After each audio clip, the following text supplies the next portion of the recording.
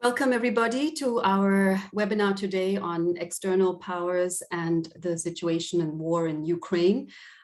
This is organized by the Island India Institute, a research center that facilitates research and creates collaborations with partners in India based at Dublin City University in Ireland. Today, my name is Jivanta Schottli and I'm the director of the Institute, and we have two wonderful speakers with us who will talk to us about the response of powers to the war in Ukraine. I use the word crisis, which one of my colleagues will talk about, mainly to convey the crisis in terms of decision-making for the external countries. Now, I would just like to begin by saying that the cost in the end is borne by the people on the ground, and the human suffering that we are seeing on our television screens and in our newspapers and on social media is very distressing, and it's man-made, which makes it all the more distressing. And I think to us in South Asia, it feels even more real because we have experienced such displacement and wars regularly. So it resonates. And I think in South Asia, we're also very aware of the very long-term consequences of such escalations. So thank you very much to our speakers who will shed light on some of the dilemmas and the dynamics that are driving countries to choose their responses and paths, which will also have long-term ramifications. Allow me to welcome Professor Raja Mohan, Senior Fellow at the Asia Society Policy Institute in Delhi, but connected to the wider Asia Society, and former Director of the Institute of South Asian Studies at NUS Singapore. He is, of course, widely known to, I think, a lot of you who are joining today as one of India's foremost thinkers and analysts of geopolitics and strategy. So thank you very much for making time. And I'd also like to welcome my colleague, Professor Donnacha Bergen. I'm sure I mispronounced that. Professor of Politics at the School of Law and Government at Dublin City University and an internationally recognized expert on post-Soviet politics. We're very grateful to have the speakers with us, and thank you for joining from, I think, all around the world. I would like to invite Professor Raja Mohan to speak first for about 15 minutes to tell us about India's position. And I think a lot of people have been puzzled and confused and want to know more about what is driving India's response and decisions. So please go ahead, and then I will hand over to Professor Donnacha. Thank you very much. Thank you, Jivanta. Wonderful to be with all of you this afternoon. Really, there is unprecedented interest in Ukraine, probably in India at this time, in the media, in the public discourse here in India. And also, I'm a bit surprised by how much interest there is in India's position, what India is saying on Ukraine. My sense is, to put the main point right at the outset, the public discourse seems vastly different from the way the government, US government in particular, has responded to India's position. There is a sense of understanding of what India is saying and why India is saying what it is saying in Washington. While there is a lot of disappointment in terms of India's positions, there is also some understanding of why India is abstaining on the positions in the Security Council and various other votes in the UN system. There have been, at least 6 abstentions on 6 occasions by India. Including the latest one on the Russian resolution on the humanitarian issue, as well as India abstained on the Western resolution as well. But let me begin by identifying 3 sources of India's abstention, then look briefly at some of the issues that will linger on beyond the abstention in terms of what India is doing, and some sense of what it implies for India's engagement with the United States and the West in general. So the first set of points on the 3 sources of India's abstention. I think India has a deep historical relationship with Russia, especially in the political security domain. And this dates back to the 1950s, when India relied on the Soviet veto when the Anglo-American powers, I mean, I'm sure the Irish will at least understand the problem we had with Anglos and the Anglo-Americans, at least at that point of time on Kashmir, that it was really Russian veto in some senses, prevented, Anglo-Americans from pushing India at that point. Though as a realist, I would say India was a bit took the UN resolutions rather seriously. The fact that it was India that took the Kashmir question to the UN Security Council, because UN Security Council is littered with resolutions that have never been implemented. But the sense in India, somehow the UN Security Council saying something about Kashmir seems so important that in the 50s, for India's pride and prestige, and the Russian veto, which was blocking the Anglo-American positions in the Security Council, was seen as a great Russian, support for India.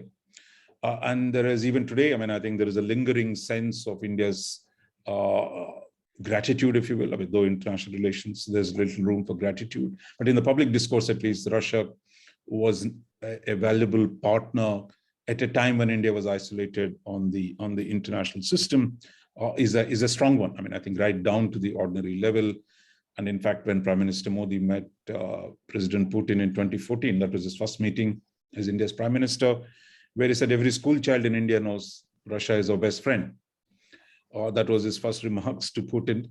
But I'll just tell you the public position, how public feels about not only Soviet Union, but the Russia as a legatee of the Soviet Union. And if you look at India's positions on most Russian interventions, 1956 in Hungary, 1968 in Czechoslovakia, 1979 in Afghanistan, and now in Ukraine. I mean, India is unwilling to condemn or criticize the Soviet Union, though how it handled the issue in private was different, but in public, at least, India is not willing to go out and condemn the Soviet actions. So that is one part in terms of the sense of the historic relationship and the Russian role on the security domain for India. The second factor in India's approach to Russia has been the extraordinary dependence on the Russian weapons for India's security. And that factor in normal times wouldn't have perhaps mattered so much. But today, when India is locked in a conflict with China on the Himalayan borders, the need for Russian supplies become critical. And in fact, in April 2020, when the crisis began and India was surprised by the PLA's moves, and when India mobilized a large number of troops on the border to deal with the Chinese deployments, the only place where the Indian defense minister visited was Russia, where to make sure that Russia would supply the weapons needed for India to deal with the Chinese aggression on the northern borders. Now, to be sure that the new imports from Russia have significantly declined from in terms of India, what India imports from Russia today. India has a lot more diversity of sources today, the US, Israel, France, and a whole lot of others.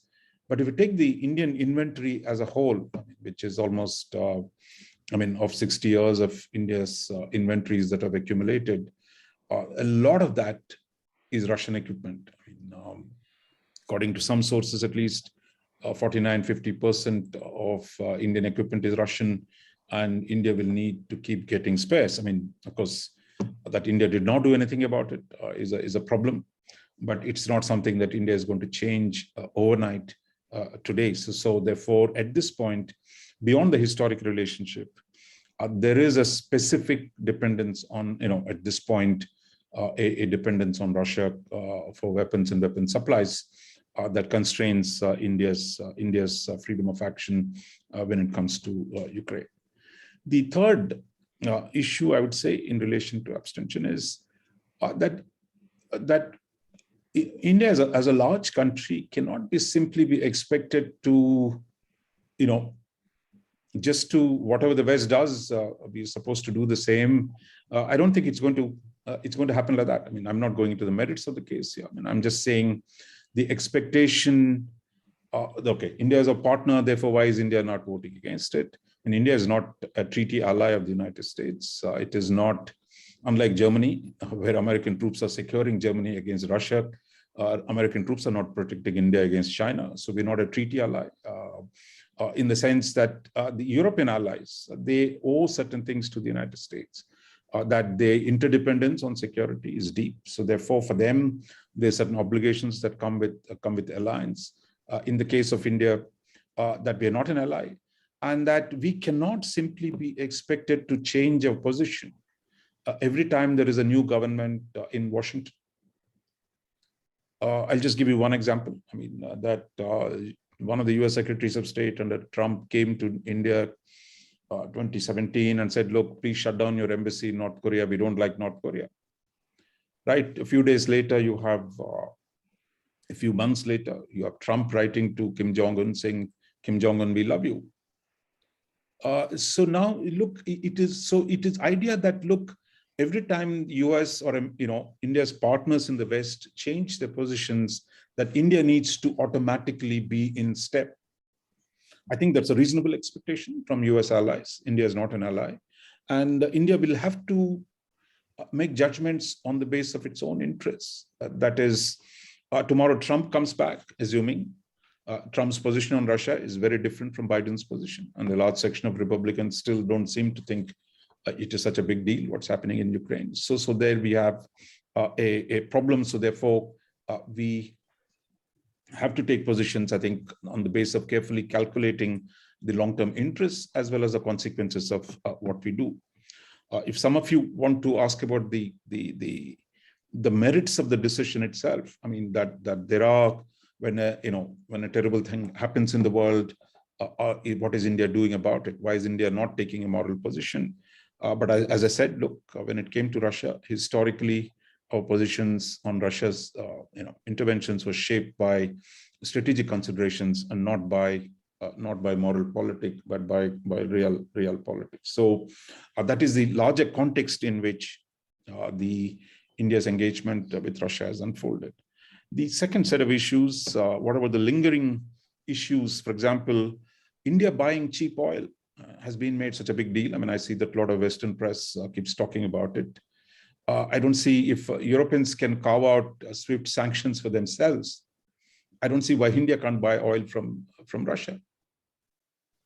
That when Europeans tell us, look, Russian gas is so important that they cannot do without it. And if India buys oil on the market, which is cheap, to say, look, this is somehow some kind of an immoral activity that's going on. Oil is excluded at this point from sanctions. So what India is doing is actually doing something that was legitimate by West's own current positions on Ukraine. So it is not something out of the line. It's also important to understand for India, which imports almost all of its oil and gas from outside, any escalation in the price of oil would be dramatic impact on inflation. And a whole well-being of large numbers of people depends on keeping the inflation low. So India is going to do what it can to get oil where it can, especially when the prices in the pump are going up, and inflation is a nightmare for every Indian political leader from the very beginning. So we have to deal with that. The other aspect, I would say, is the question of reducing defense supplies. That, as I mentioned, I mean, India has been bringing down defense supplies.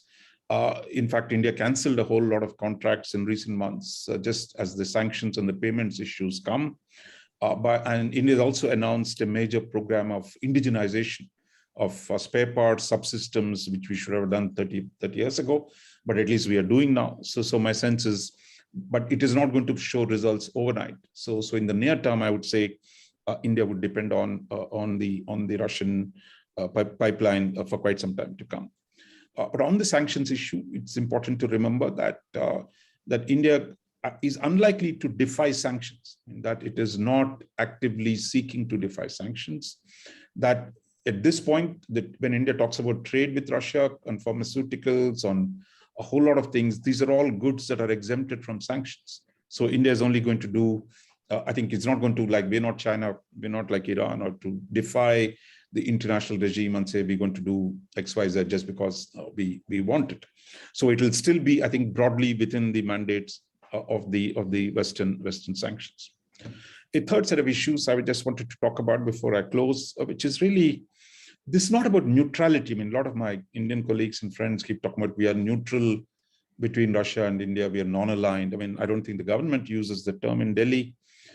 There can't be neutrality between an India, which is where the US is our leading trading partner. India-US trade this year is about $160 billion. India-Russia trade is about 10 billion. Now, if you add in the India's trade with Europe, another 100 billion, and with the Anglo-Saxons, you throw in another 50 billion, most of India's trade is with the West. So it is not as if we are maintaining equidistance between India and the West. This is actually managing a legacy, a problem that has come from the past. So therefore, it is something that India has to manage. There's not about neutrality. There's not about non-alignment between East and the East and the West. It's also important, I think, to remember that India's engagement with the US is growing, will continue to grow. My sense is in the coming days, next month, there will be India-US defense talks, so-called 2+2 talks. We're going to see further expansion of the defense cooperation. There is a Quad meeting in early May sometime, and that there is a European problem today, that there's a European crisis relating to Russia, has not removed the China question from the theater. For India, the China question, of course, is primary. And we thought for the US as well, in the last 1 year, the focus will be on China. And I don't think the US can give up that focus. And that as long as the China remains a problem, India will remain an important partner for the West. So nobody's out there to punish India for what it is, for its abstentions. The US administration at various levels has made it clear that they understand India's position. They see where India is coming from, and that they're not making this an issue of confrontation with India. Well, if you read Twitter and the public discourse, of course, it looks like India has some kind of betrayed the confidence of the West. But the senior officials in the administration have made it clear they don't like it. They would like to see India vote with them. But at this point, they understand where India is. Now, finally, I would say that in wrapping up this, that India's evolution of India's policy in the last few years, really, India has moved away from Russia in a significant element in terms of Russia's salience in India's larger foreign policy is rather limited. It's largely a G2G relationship, but it does focus on a sensitive defense sector. So that vulnerability remains for India. But in terms of India's broader engagement today, that is with the West, whether it is India's trade, whether it's Indian diaspora, whether it is Indian people-to-people interaction and a whole lot of other things, much of it is with the West. And I think that way to the West in India's engagement will grow. But India is not going to be a Japan. I mean, India is not going to be a France, not even a France, let alone a Britain to the United States. That India will be a large independent player with strong convergent interests with the US. Those convergences in the Indo-Pacific have not disappeared. And in the case of Russia in Europe, our sense is that this is a crisis. I would say the roots of it, the answers for it are in Europe. Whether India buys oil from Russia or not is not going to make a difference. What makes a difference is if Europe can reduce its energy interdependence with Russia, if Germany can shake off its addiction to the Russian market, there is talk about it, but if Europe can do it, the revenues of Russia will drive very quickly. So therefore, the answers to the problem with Russia are in Europe. They're not in the number of developing countries you're going to get them to vote against the Soviet Union, against Russia. The central problem of dealing with the Russian aggression is the deep interdependence between Western Europe and Russia. How you deal with that, I think that is the principal contradiction here and not what India does. So as I said, look, India's abstentions have not wrecked India's relationship with the US. My sense is that relationship you will see continue to grow in the coming years. I'll stop here, Jivanta. Thank you very much, Professor Raja Mohan, for giving us such a compact and clear position and analysis. I think we'll go directly to Professor Donnacha, who will give us perhaps a little bit of the context as well, but I had requested him if he would tell us a bit also about, depending how one defines external powers, but the perspective of the US and maybe an insight into what the EU is thinking and how it's responding. I know you wanted to share your screen, and I think you've been given that option. Okay. And Just... we'll wait for questions after you've spoken. Please send in questions through the chat and we'll open up for discussion. And I would bring this to a close perhaps in about half an hour, 40 minutes maximum, because I know everyone has very busy schedules. So over to you, Donnacha, and then we'll come back for discussion. Yeah, Thank you. hopefully you can see my screen and can you hear me properly? Yeah. Okay, good. Firstly, thank you, Professor Mohan, for that very interesting overview. I think we don't know a lot actually about India's position, and I certainly am very much better informed as a result. I know that Taoiseach here, the Prime Minister, was critical of India in a recent statement during the last week where he described India's position as being disappointing and very disappointing and unacceptable, which was unusual for an Irish Premier to make such a direct comment. He said that there could be no moral equivalence on the issue. So he certainly wasn't looking from the realist perspective. It was more a moral perspective. I mean, Ireland and India, of course, have a long shared history, if I can use that very contentious term, within the British Empire. And of course, a century ago, we were both looking for independence. And we, like India, of course, are militarily non-aligned. We don't have a formal alliance with the United States. That was one of the points brought out in the presentation. I think the consensus here in Ireland certainly is to view this as a struggle between democracy and dictatorship in Europe. And that's a path that we've gone down and a choice that we've had to make in Europe before. It's also an anti-imperial struggle that isn't perhaps highlighted enough. You know, Russia is an imperialist power in Europe, has been historically, and its intentions towards Ukraine and indeed Eastern Europe generally have a strong imperial dimension to them, which I think most Irish people, because of our history, would react very strongly against. I think a very important point, though, about the energy dependency that Europe has on Russia, and I'll tease out that a little bit in this brief presentation, which I put together just for the purposes of this meeting. So forgive me if I don't effortlessly go between slide to slide, because I was just putting them together as the thoughts came to my head. I did raise with Jiva before the presentation that the title of the crisis in Ukraine. I mean, from my perspective, there is no crisis in Ukraine. There's simply Russia's aggression against Ukraine. This is a war against a people. It's a war against a state. There wasn't a crisis in Ukraine before the 24th of February, or at least not there was, of course, an occupation of Crimea, and there was a conflict in Donbass, but the current conflagration that we experience is certainly external. And therefore, when we look at external actors and the so-called crisis in Ukraine, the most important external actor isn't Europe or America, it's Russia. And we have a Russia problem now in Europe, which we have to contend with. Ukraine has had a very difficult 30 years. 30 years is really what, a generation. And I just wanted to kind of highlight that there have been this is just the most recent kind of upheaval in a difficult 30 years. You had the collapse of the Soviet Union. And a lot of people here, I won't have to inform them of how difficult that was for so many people, economically, you know, politically, and indeed even militarily. There were implications for Ukraine, because Ukraine inherited the third largest nuclear arsenal in the world. And it gave those up voluntarily in 1994 for a security guarantee from the Russian Federation, the United States and the United Kingdom to guarantee the territorial integrity and sovereignty of Ukraine. And that was, of course, completely unilaterally ignored by Russia when it invaded in 2014. So you had a very difficult 90s, very difficult economic time, which was not, of course, unique to Ukraine. It encompassed most of the former Soviet Union. You had in 2004 an attempt to kind of move closer to Europe and kind of a popular uprising, the Orange Revolution, one of the first color revolutions, which is a term now, which is a kind of a term of abuse in the Russian, or at least in the Kremlin lexicon. And certainly they have used that term to explain many crises throughout the region, including, of course, the upheaval in Kazakhstan in January. Then you had, of course, the annexation of Crimea in 2014, the upheaval in Kiev and other parts of Ukraine, and the stimulation of conflict in Donbass.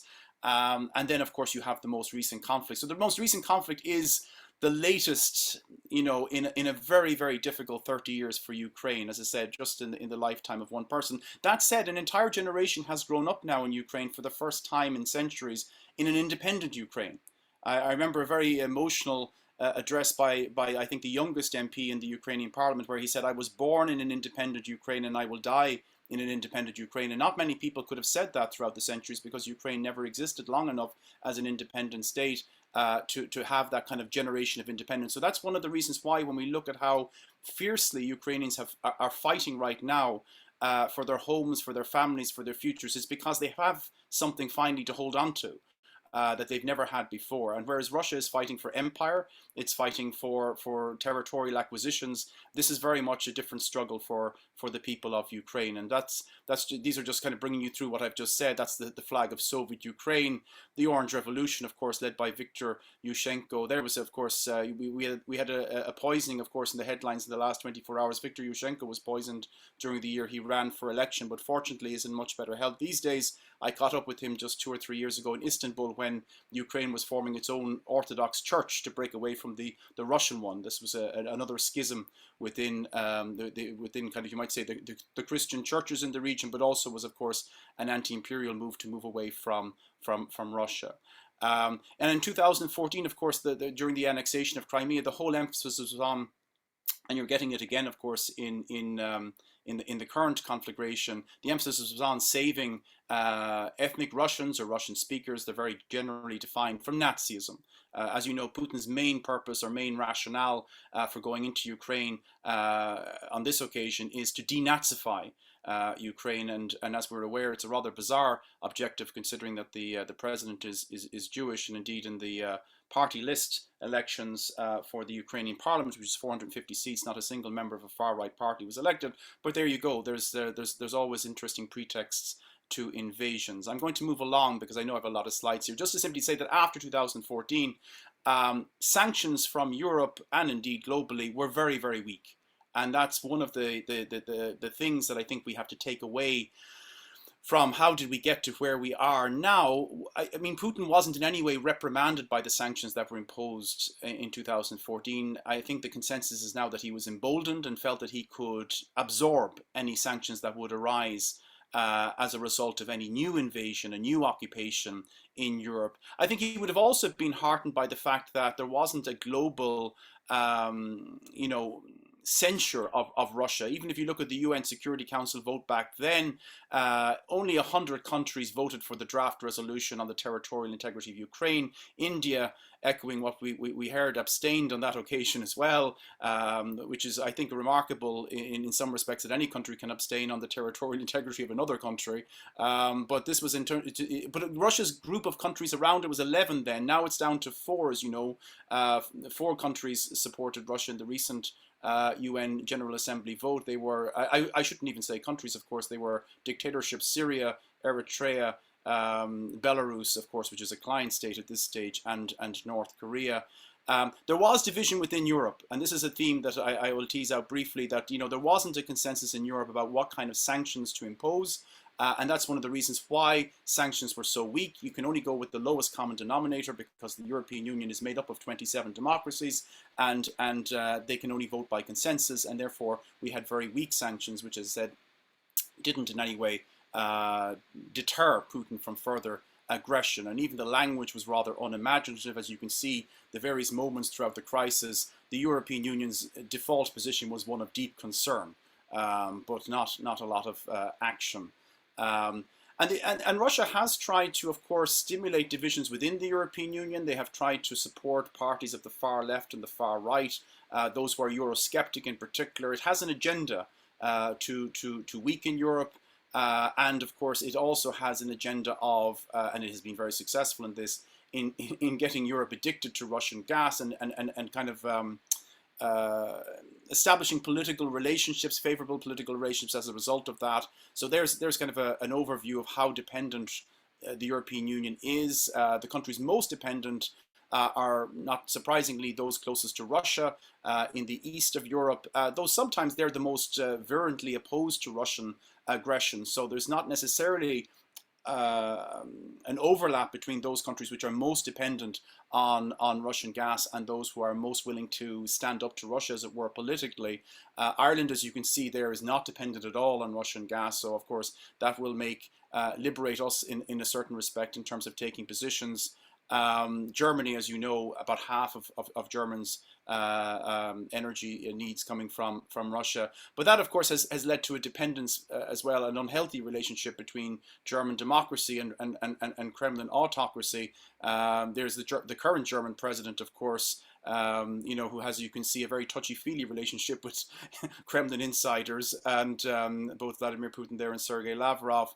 And of course, one of the predecessors, Gerhard Schroeder, who was the man who signed off as he was leaving office on Nord Stream, and very close relationship with Vladimir Putin. Indeed, he works with the Russian gas industry in a very senior capacity.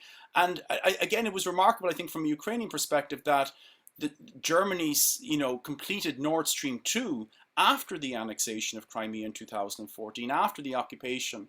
So this was more or less again sending a signal that Europe wanted business as usual, or at least many countries in Europe wanted business as usual, even though Ukraine had been invaded and occupied in 2014, which again would have sent a signal. And I think that's one of the reasons why Vladimir Putin miscalculated in this regard, because I think he was working on the assumption that the reaction this time would be along the lines of 2014. And there's that pipeline, of course, which was very controversial because it circumvented Poland and the Baltic states, and it was seen as essentially another, you can imagine the history to this, a pact between Russia and Germany which didn't serve the interests of those countries in between, which again has a historical undertone to it.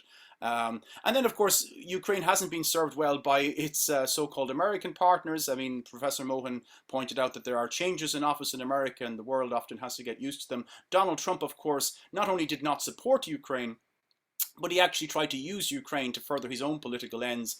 And it's now kind of forgotten by everything, but Ukraine was at the center of Donald Trump's impeachment scandal, because he was essentially trying to blackmail the Ukrainian president, saying, look, Congress has approved hundreds of millions in aid for Ukraine, but I'm not sure that really we should give it to you unless you start digging up dirt on Hunter Biden, Joe Biden's son, and you can, I just love that photograph because I think it captures the relationship at that time between Volodymyr Zelensky and Donald Trump. And there's an extract from that declassified document now, where more or less he's saying that America has been very good to Ukraine, but it hasn't always been reciprocal. So Ukraine owes America one, which in this case meant it owed Donald Trump one.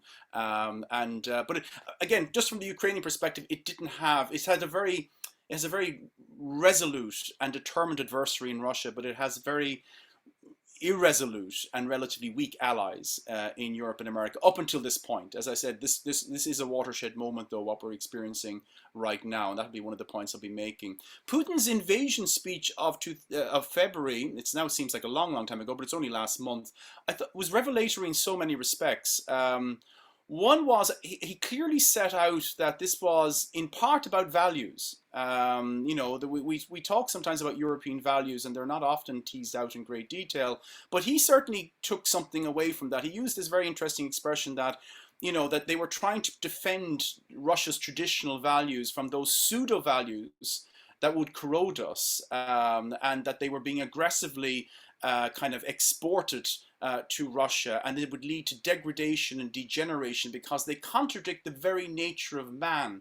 It won't happen. No one has ever done it. It won't work now either. Now, he didn't explicitly say what values he was talking about, but if you look on Russian social media, you can often get a sense of what they're talking about. And you see here on the one hand, Ukrainians facing a choice between Russia of Yuri Gagarin, the first man in space, heroic victories, Christianity, the church, angels, the family. And on the other side, you see Europe, which is kind of like all associated with homosexuality, same-sex marriage, the devil, Hitler, because of course he came from the West. And this is kind of the narrative that Putin certainly teased out in his invasion speech. And he made a remarkable comparison between what's pejoratively called NATO expansion and Hitler's invasion of 1941, where he said more or less we weren't active enough in confronting Hitler at the beginning, and because of that we paid for that by the invasion of Germany in 1941. This second time, and he was comparing it directly with NATO expansion, we cannot make the mistake a second time. We have no right. Now, it's important to stress, of course, that the expansion of NATO, as it's often called, is not really an expansion of NATO eastwards, or indeed the European Union expanding eastwards. It's essentially those countries in Central and Eastern Europe taking their place in Europe. I mean, they're moving westwards. They're moving away from Russia. These are sovereign democracies, unlike Russia, who have made a democratic decision to join. And indeed, this is a way for them of escaping a very abusive cycle of history, which they have endured for sometimes centuries and certainly decades. And what Putin's speech completely occluded was the fact that, of course, between 1939 and 1941, Russia was simply in alliance with Nazi Germany. Of course, it occupied large parts of Europe, including Latvia, Lithuania, Estonia, a large part of Poland, a large part of Romania. That's all forgotten. And instead, and of course, there's another part of the narrative that's forgotten, this notion of the liberation of Europe after World War II. This is also in Putin's narrative, that Europe has to be grateful for this liberation of Europe after World War II, when in fact, as we know, rather than liberating these states, they were all forced to join the Warsaw Pact. And only when the Soviet Union collapsed did they have the opportunity to escape, as I said, the Kremlin rule and take their place along with others in the EU and NATO, which is why the EU has expanded from 12 countries in 1992 to now it's 27, and NATO has expanded from 14 countries at the end of the Cold War to 30. And this isn't, as I said, NATO or the European Union for that matter, looking greedily for new members. These are countries which have been banging on the door, pleading for membership. And indeed, Ukraine asked to join NATO as far back as 2008. This is a really important point. And NATO wasn't interested. NATO didn't give membership. That's 14 years ago. So I'm just keeping an eye here on the time. How am I doing? I have about, how long do I have, Jiva? 5 minutes? 1 minute. Oh, sorry. Okay, so I got to come to a conclusion. So I guess the key point I'm making here is that this is for people in Europe certainly a choice. Ukraine is the arena of conflict, but this is a much larger choice that Europe faces between two rival ways of organizing society. Ukraine, unfortunately for Ukraine, is in the front line, but this is a battle for Europe, and that's why Ukraine has received unprecedented solidarity from the rest of Europe, and in every way that you can think of, Vladimir Putin's objectives have worked in reverse to what I think he expected. Instead of dividing Ukraine, he has united Ukraine against Russian aggression. Instead of picking off a divided Europe and a weak Europe, he has united Europe in an unprecedented way. And similarly NATO, which in some respects often, certainly after the end of the Cold War, was in search of a mission, because of course it had been established to confront the Warsaw Pact and the Soviet Union, and of course they no longer existed. But Russian aggression, and now in its most virulent and brutal form, has given a sense of mission and unity to Europe, and indeed to the broader Western alliance, that it hadn't there previously. And I think that would be the biggest takeaway from this war and its impact on Europe, is how it's united it in a way that, as I said, wasn't obvious before the war. So on the because my time has concluded, I'm going to finish on that, and I look forward to questions and other contributions. Thank you so much, Donnacha. Thanks a lot for also giving us the slides and the visuals and the maps. That's always extremely useful. If it's all right, I'd like to just pose a question to both of you, drawing out from your presentations, actually. I mean, Donnacha, if you could think about this, or first I'll pose it to Professor Raja Mohan. Donnacha mentioned at the start, I think, that this is a battle between democracy and dictatorship. Maybe it's not necessarily his own position, but that is how it's being pitched. How useful is it for us as academics, as practitioners, to think about it in these terms? And I'm wondering, considering we were already on the decline with regards to democracy before this, so is this a battle for democracy, or do you think countries, not necessarily like India, but I mean, forcing them to make a choice, isn't it going to make this decline of democracy even speed it up in that long-term process? And maybe to Donnacha, if you would just think about what I got from Professor Mohan's point, that this is a European problem. This is a European war. And actually, that's what you demonstrated very nicely in your presentation. So if it is a European problem, and we keep hearing that there's a need to contain it, we don't want a World War III, why should countries like India, for example, be then pushed into taking, sides? So if you don't mind, I'd just like you to reflect on what I saw was sort of the two presentations speaking to each other. And then I see there was a question in the chat, which I'll bring up. Please, Professor Mohan. No, I don't think anybody is forcing us to make choices. I mean, this is again, this is where the Twitter discourse, newspaper discourse, which says, oh, West is forcing us. Look, I don't think the Americans have said a thing to us. So this notion that somehow, okay, people are critical. Look, Europe's positions are defined by where it sits. I mean, if I were a European, I would want everyone to join them and stand up and criticize Russia. But we know that the Europeans don't take the same interest in what happens in South China Sea, what happens on my border with China. So I mean, as a realist, look, I have no problem with that. But as a fact, the 4 official statements that the US has made, they said, we understand India's position. We know where India is coming from. We know there is a historic relationship. They know the historic military dependence. So I don't think India is being forced to, choose, nor is the government of India saying, standing up like you see on the Twitter discourse, who are the Americans to tell us? I mean, this is where the public discourse, now thanks to social media, is so much of it. But what the government is saying, Indian government has not criticized the West. They have not endorsed what the Russians have done. I don't think India has any, illusions about the Russian role. And I think, in fact, I, in my columns, have constantly pointed out Russia is a great power. It has a long imperial past, whether it was dressed up in the communist colors or otherwise. Most Indians are not familiar with this. Some of us are beginning to say, look, Russia has deep contradictions with its neighbors. Therefore, that for us, at this point, India is big enough to take its own positions. And unlike China, we're not in alliance with Russia of the kind that February 4th that was announced by Russians and the Chinese. So I think, and as I said, look, the direction of our relationship is getting stronger and stronger with the US. So the US understands India's contradiction. So I don't think this has anything to do with democracy at this point. An Indian state, irrespective, in fact, if you had been the Congress party, a left liberal Congress, they would have been even more supportive of the Soviet Union. You can say, look, this is a right-wing government which has gotten India closer to the Americans. But there are larger national interests in which we are defining it. And my sense is this is actually will speed up my belief that India is reducing India's dependence on Russia for weapons and strengthening its own domestic capabilities in partnership with the US and the Western companies. And my sense is there is a huge opportunity here for the Western companies to actually help India strengthen its own domestic defense industrial base, which I think, which in fact the US Assistant Secretary Don Luce said it in his testimony.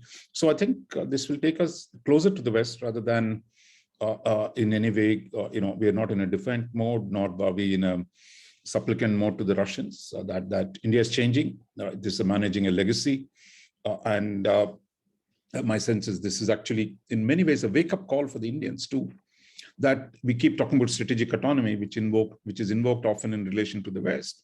The country that constrains the most of our strategic autonomy is Russia today, and Russia's partnership with China. So there are no illusions about that in India. So, but we're in the middle of a transition. We have to manage the transition. And I think I would just conclude by saying, I think in India, we forgot about European history. We don't do enough. I think it's very important for Indians to spend more time with the Europeans, to look at the complex history, the enduring geopolitical conflicts in Europe. We don't pay enough attention. We saw it too much, either through the British eyes or the Russian eyes, and not enough attention to Europe itself. So I hope your center and others can actually bring us back into thinking more deeply about Europe and Europe's concerns, which are not understood, I would say, sufficiently in the Indian elite. And I think it's a good job out there for European institutes focused on, engaged with India. I would say this must be taken up urgently. Thank you very much. There were 2 questions in the chat actually directly directed at you. They connected with what you were saying. One from Andrew, my colleague in Cork, specifically on this question about Russia and China coming together, and whether that's sort of an unintended outcome, which is unpleasant and worrying. And maybe in connection to that, what about India's ability to play some sort of mediating position? Is that a kind of pie in the sky? But with this prospect of the BRICS summit coming up in China, how is India going to navigate this question? Look, I think Nehru was always criticized for trying to mediate too much between US and USSR. I mean, India was much weaker then. So I don't think we can shape the outcome of the conflict as a realist. Look, we can pretend to do diplomacy. I mean, we can say, look, I mean, if the Russians and the Ukrainians are talking to each other, and the differences are huge and they can only be bridged by them. Idea that India can either provide venue or some of that, I mean, it would have been nice diplomacy, but I don't think it would have had any substantive impact. So it's really optics, I would say, not of any substance. On US-Russia relationship, look, I think that's been one of the central features of India's evolution. If you look at India's evolution of foreign policy, in 50s, Russia and China were close together. The communists, they had an alliance between themselves. 60s, they fall apart. And in fact, India-Russia relationships grew because of the Sino-Soviet rift in the 60s. And ever since Russia and China began to normalize in the 80s, India was fundamentally concerned that the Russians will tilt towards China, which has happened today. So there is no, and we see this conflict in Europe will further push probably the Russians into the Chinese arms. We, for one, at least I, for one, had thought Russia's future is in Europe, that it needs an accommodation with at least some of the European countries, either with Europe or with the United States. But the Russian believe somehow they can be a spoiler and gain more. And in fact, when Biden and Putin met in June, when we wrote extensively saying that, look, this is good for India if they can come to some kind of an understanding, or what Macron has said during the crisis, you can't build a European security order against Russia. So I thought for Putin, this was a historic opportunity when he had the full forces mobilized, his leverage is the highest, to actually negotiate a new settlement in Europe. Instead of that, he went to China, cut a deal with China, and losing after the deal. So I think the problem for the Siloviki, or whatever you call them, in trying to put Russia back, or the imperial Russia back again, it's a disaster, I think, for Russian people, for the Russian state, I would say. And Russia is going to pay a huge price. And I would think we're not going to sync with the Russians. I mean, for us, it's how do we strengthen ourselves? And a Russia that gets deeper into Chinese hands. And they both, Wang Yi was in Delhi, Lavrov is coming this week, giving us the usual spiel about we Asians should get together against the evil West. Let's democratize international relations, all are blah, blah, blah. We've done that for 60 years and we're not doing that anymore. But there are a lot of takers for that kind of rhetoric, but the Chinese thought they can still, rope us in with the same song. I don't think India has time for that kind of a song. So, but it is a tragedy that the choices Putin made at the end of the crisis were disastrous. And for India, it is actually makes situation worse by Russia-China alliance. Thanks a lot. Maybe we'll go to Professor Donnacha there about the question about this being a European, problem of its own making, its own history.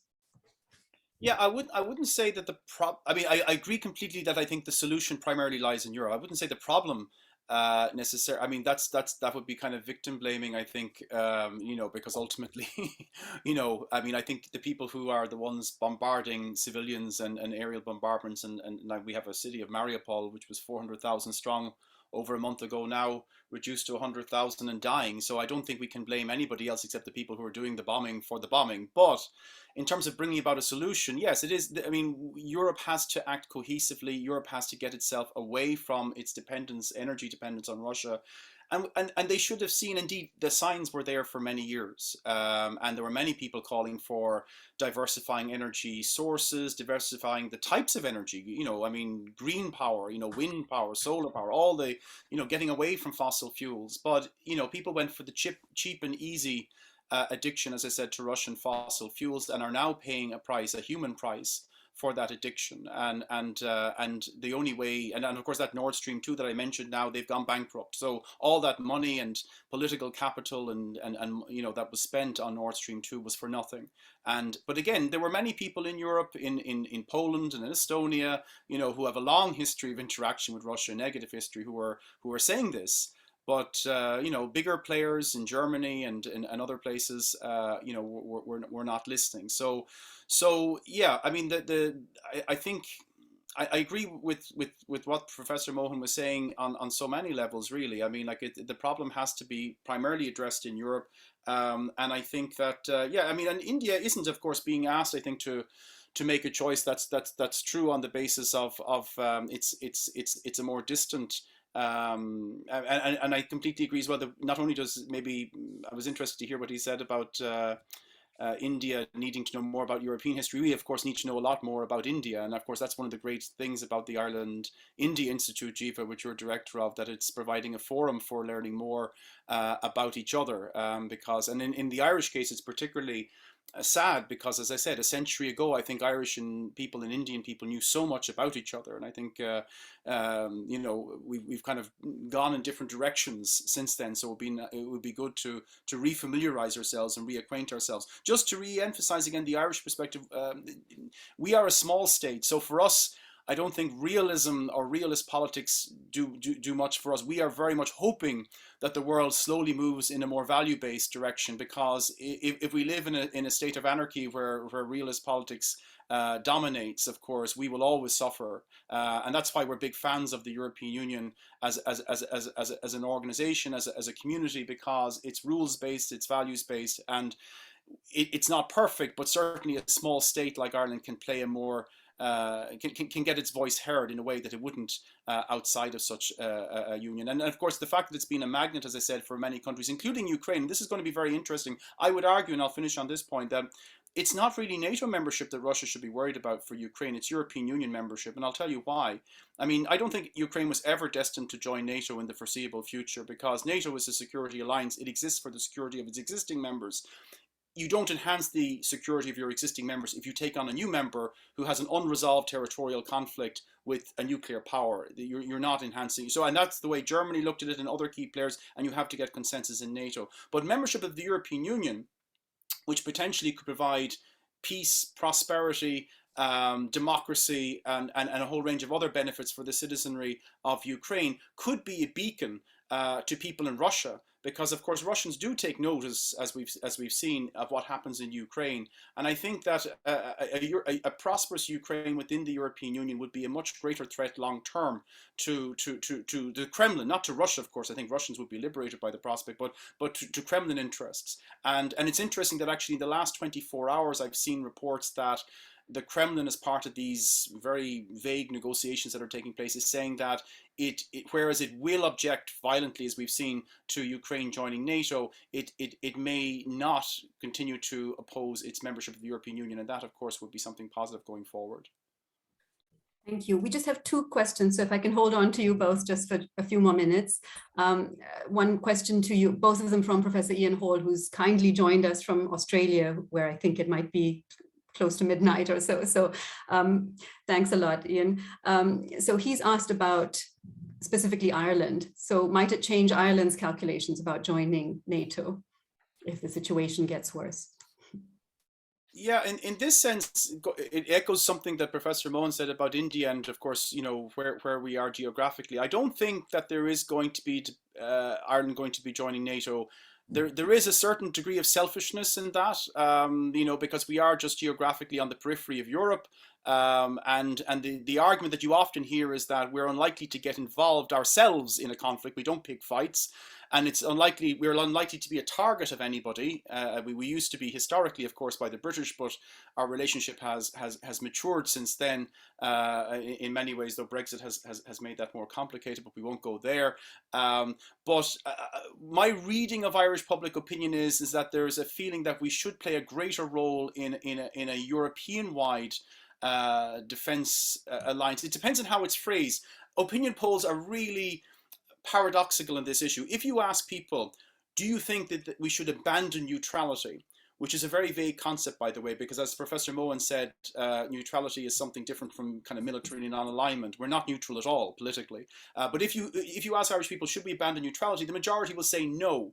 But if you ask people, should we play a greater role, and indeed a big role, in common European defence arrangements, the majority will say yes, even though they seem to be contradictory positions. But, you know, I think you are getting a new debate about this. There was a lot of hand-wringing about we couldn't do more for Ukraine during this crisis, when we have, for example, even though I don't know why we would ever use them, but we have about 2,000 anti-tank missiles apparently in Ireland, which Ukraine was looking for, and we were saying that we couldn't give them because we're a neutral country.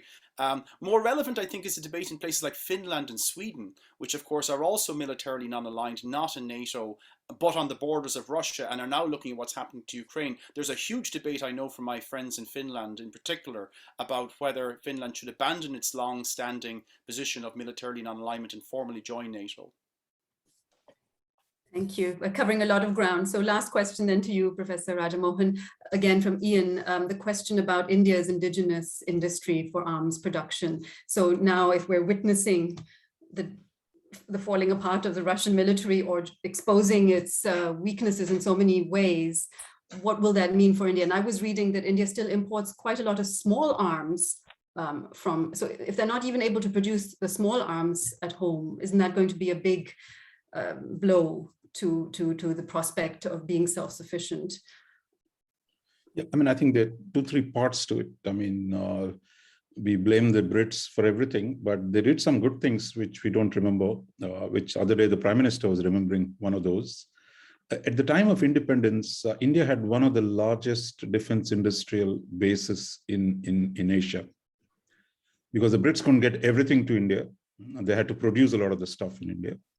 Ordnance factories, and the first of them was set up in late 1780s or 1790s. That you couldn't carry everything from, it was not cheap to carry everything. And in the interwar period, there was a dramatic expansion of the military infrastructure in India, both the Indianization of the Indian Army, British Indian Army, and that is the officer corps. The soldiers were always Indian, and that getting more Indian officers. And if you look at India today, there are airstrips from every corner, from Nepal to the lowest island in the Maldives. Because as the Brits ran out of Singapore and needed to defend from India, there was extraordinary amount of infrastructure that was set up in India. The story, the other day, Prime Minister Modi was lamenting that we inherited a fairly large infrastructure and we screwed it up. Whether it was Krishna Menon's initial emphasis, look, ordnance factories will produce coffee machines, or this idea we won't have to fight a war, and then we bureaucratize the way the operation of these factories. So I think in a way, India's rotting defense industrial base is a symbol of everything that has gone wrong with India's industrial policy since independence. The good news is that finally we should have started correcting this after 91, after Soviet Union collapsed. Instead of that, we kept feeding the Russian, saying, look, we can't let the Russians go. So you keep throwing some bones at them, so that we kept doing it. And today, instead of reducing the dependence, there's some reduction, but it is a fairly substantive dependence that remains. But now, at least at the declaratory policy level, at least in the last 6 months, there have been a series of initiatives on strengthening defense production in India, including corporatization of the ordnance factories, inviting foreign capital, inviting private capital. We haven't seen any big projects unfold, but my sense is there is a new way of thinking about these issues. And I think that's why I would think the Ukraine crisis is going to only fast track this process of strengthening India's domestic defense industrial base, one way or another. That I think that is now inevitable, given what India is doing across the board. Some of it is like on the PLI scheme, production-linked incentives, where more and more manufacturing. And we've seen, at least in some areas on the electronic side, if India gives an opportunity to its own people to innovate, there was a lot of interesting stuff. For example, on the drone side, on developing new swarm doctrines for drones. A lot of stuff today is being done by the Indians, but the hard production side is where I think we need. And my sense is what we used to use the word war footing, we start using it for everything, that India that seeks to change the dependence on Russia can do it. in this decade. My sense is that the targets have been set. So I would think the nature of India's defense industrial base will significantly change in the coming years, and the Ukraine thing is going to force it in the near term. And seeing the performance of the Russians, I mean, the great Russian army, much feared, much, that defeated everybody in Europe. It's a pathetic performance out there, which we saw. At least a lot of Indians say, look, we were making better use of the Russian equipment than Russians are capable of, because India is really been a battle-tested army. It had to innovate both in its wars with China as well as Pakistan. So I think there is as an army, as a force, I think Indian forces are in a much better shape. And my sense is that in the near term, yes, Russian equipment shortfalls will take place because they're not going to be able to supply themselves. So all these factors, as I said, will compel accelerated diversification away from Russia and more industrial production within India. And I think that's the direction we're really going. Thank you so much. I did promise that I would only borrow an hour of your times from the speakers. And I know also this is in the middle of the day for many people who are working in Europe. So I will bring the event to a close, even though I know we could have gone on and on listening to your analysis, and we covered so many aspects which could have been explored further. I'd also like to thank you for highlighting how such events are useful for drawing out the parallels and the need for greater awareness and knowledge of positions of Europeans and Indians in the global South, perhaps, or of Asian powers. So I hope we will continue doing this, but that's only possible thanks to the generosity of my colleagues and speakers like Professor Raja Mohan, and also for the audience who join in and give their time and pose great questions. So thank you so much to everybody. This sounds like really we are at a crossroads. Professor Raja Mohan's point about India's course correction with regards to defense brings to mind what Germany is doing in this unbelievable defense budget they are launching. So it really feels like we're on the cusp of a different world order. But I'm not sure whether the future is going to be more realist or more I don't know whether one can use the term idealist or normative, but it seems like a slightly frightening prospect, the future ahead. So I hope we can continue meeting to discuss these developments. Thank you once again so much to both of you and to the audience for joining. Thank you. Thank you, Jivanta, for this opportunity. Thank you so much. Have a good day, all of you. Thanks, bye-bye. Thanks, Donnacha.